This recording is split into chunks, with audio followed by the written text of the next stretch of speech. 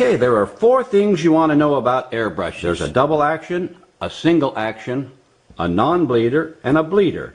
Now the double action is virtually always a non-bleeder airbrush. Now a single action can be either a bleeder or a non-bleeder variety. And this is a variable single action.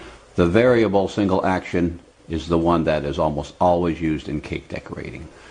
And the term bleeder refers to the air bleeding through the airbrush. So the bleeder variety airbrush, the air will bleed through constantly. The non-bleeder, the air stops at the airbrush. It won't start until you actually depress the trigger control, which activates the air valve. The double action refers to pushing down for air and pulling back for color.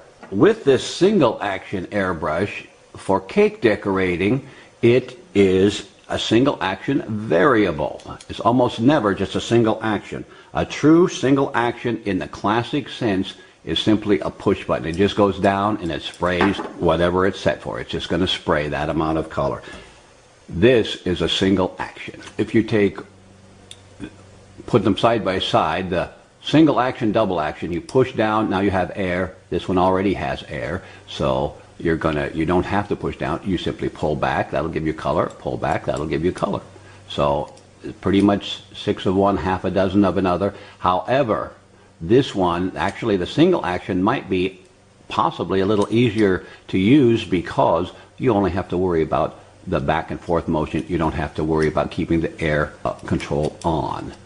One of the biggest misunderstandings with airbrushing, as it has to do with cake decorating, is that you need a double action airbrush to do quality detail work.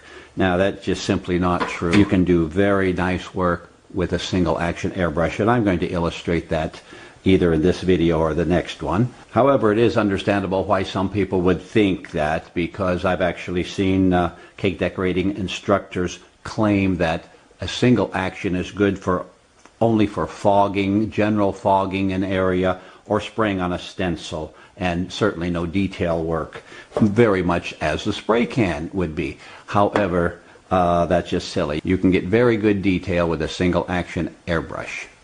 And when I say single action, again, I'm referring to the single action for cake decorating, which is a variable single